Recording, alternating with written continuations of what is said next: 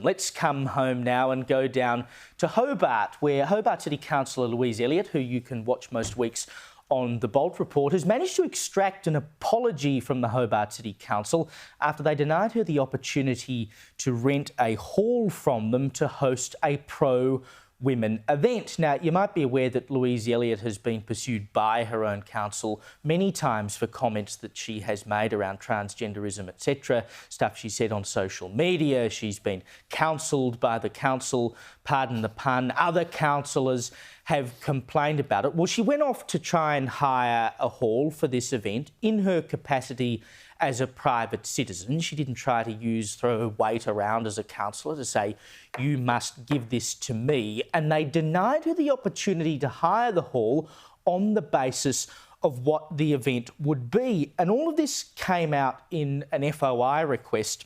Well, actually, part of it was denied in the FOI request, but someone had sent a complaint, a pro-transgender activist, had sent a complaint to the Lord Mayor of Hobart saying they were worried about the event. And the Lord Mayor then sent a message back to this activist and said, don't worry, we've cancelled the event on the basis of what it was. So it all started to come out, even though they had redacted it from FOI requests, that the only reason it couldn't be held is because the council didn't like the political views. Louise Elliot responded after the council apologised and, by the way, reportedly had to give her some compensation. She said, you can have all the diversity plans, flags and photo opportunities you like, but they're worthless showboating if words and actions don't align. What happened to me proves that the HCC, that's the Hobart City Council's talk of being inclusive and welcoming, is selective. And you can imagine all of this has taken a toll on her. She said on X, the Hobart City Council's discrimination towards me has finally been resolved. The depth of the lying, scheming, gaslighting, privacy breaches and frustration of processes has been astounding. I mean, seriously, when you have councils in this country taking the fight up against their own councillors because they want to hire a hall to have a pro-women event, it tells you how far we've fallen. And it was quite malicious because whoever it was in council that saw the booking then notified a trans activist in Hobart that Louise Elliot has made a booking and encouraged this activist to protest back to the council. And when Louise Elliot talks there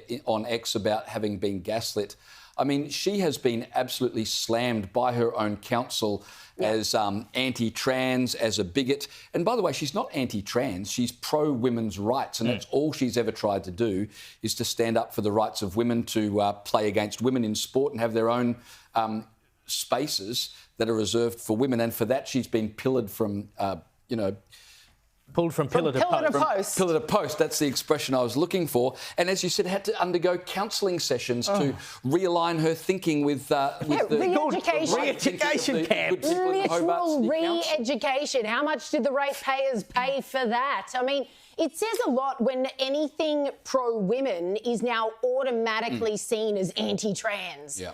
And you automatically up the nose of those people and they feel like they've got a right to tear it down. You never see these at pro-men events. It's always the women's space is under attack. It's the women's sports under attack. All the men want in on our stuff. It is absolutely infuriating. I'm so glad that she's won this round because we need to see more of this. Like she says, oh, Hobart, you're so inclusive, you're so diverse. I mean, the biscuit of Australia is one of the most left-leaning places in the nation.